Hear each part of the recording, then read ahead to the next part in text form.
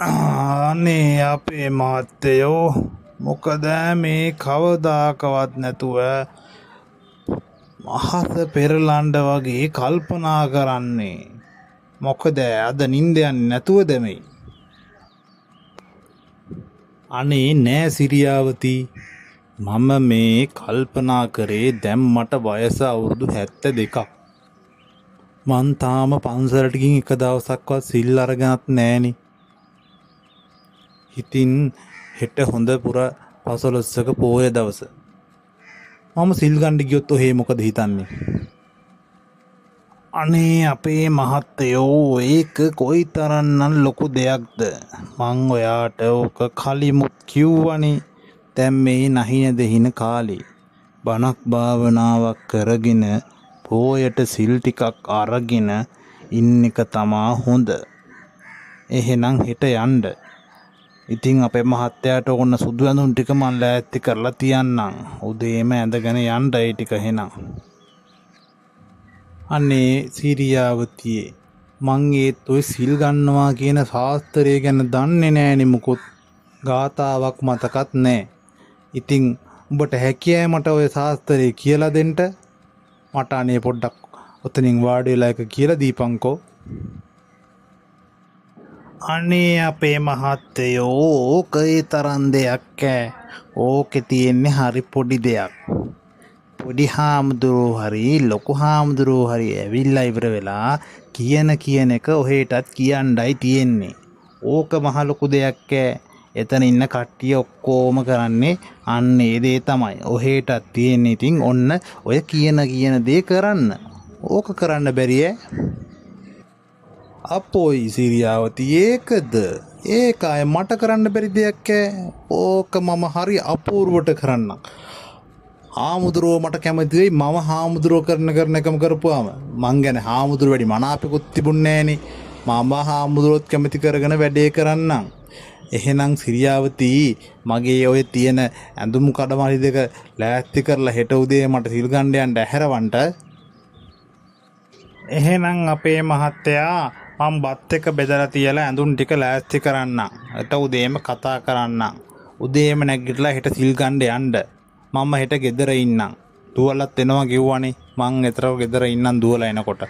හෙට එහෙනම් මං සිල් ගන්න යන්නේ නෑ. මට පස්සේ පුළුවන්නේ අපේ මහත්තයා. එහෙනම් හෙට ගිහින් සිල් ගන්නකෝ. අද අනිවාර්යෙන්ම කොල්ල කුරුක්කු ටික පන්සල් වත්තට පැනලා තියෙන කුරුම්බ ගෙඩියක්වත් තියන්නේ ඔක්කොම කඩනවා. ඒක හන්දා මම සිල් දුන්න ගමන් පොඩි හාමුදුරුවෝ පන්සල් වත්ත පැත්තට ගිහිල්ලා බලන්න ඕනලු. නැත්තම් ඔය කොල්ල ටික බේර ගන්න බෑ. කොල් ගෙඩියක්වත් ඉතින් මුංගෙන් බේර ගන්නවා කියන එක කරන්න පුළුවන් වැඩක් ඈ. ඉතින් යන්න ඕන මම පන්සල් වත්ත පැත්ත බලන්න දෙන්න.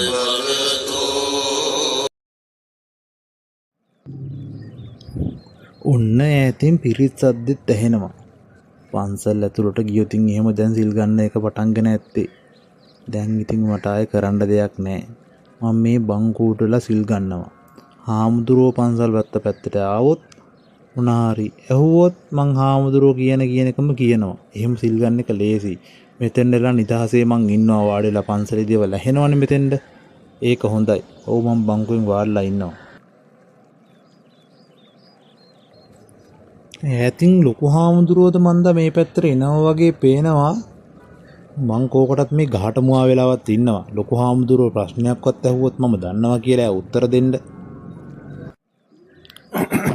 කවුරු හරි ඉන්නවද උතන? අපොයි දෙයියනේ.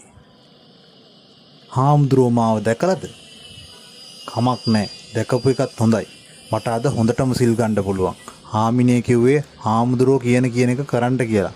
ඉතින් මම මෙතෙන් වෙලා හාමුදුරුවෝ කියන එක කරලා නිවන් දකින්න කොහොම හරි. කමක් නැහැ. හාමුදුරුවෝ කියන එකව මම කරනවා. කවුද ඔතන ඔය හැංගිලා ඉන්නේ? ඇයි කතා කරන්න බැයිද? මොකද්ද මේ ලොකු හාමුදුරුවෝ අහන්නේ? මමත් ඒකම අහනවා.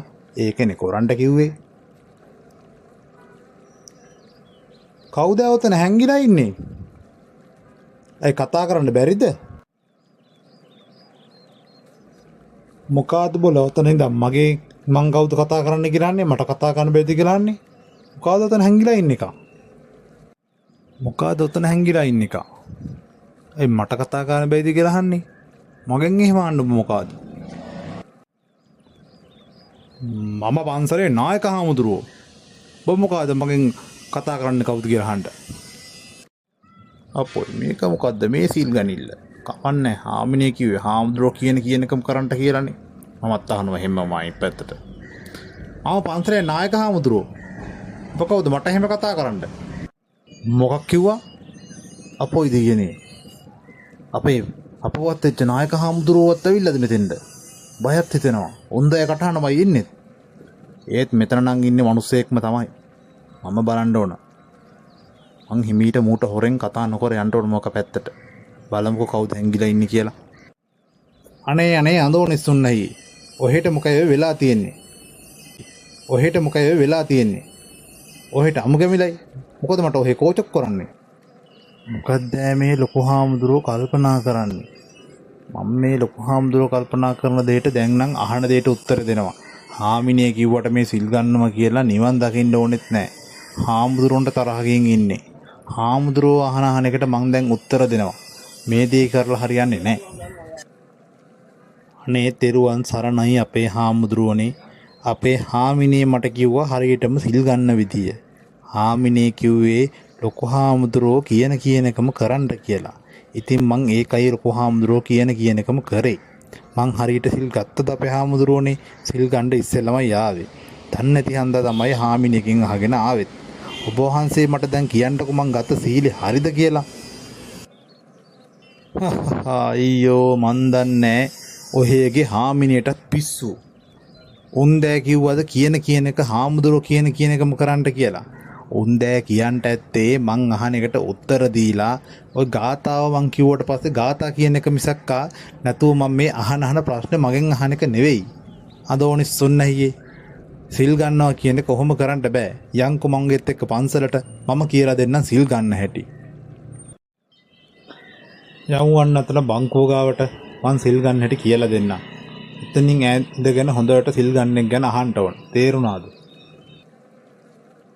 ඔන්න ඉතින් අපේ අදෝනිස් සීයා ඊට පස්සේ හොඳට සිල් ගන්න ඉගෙන ගත්තා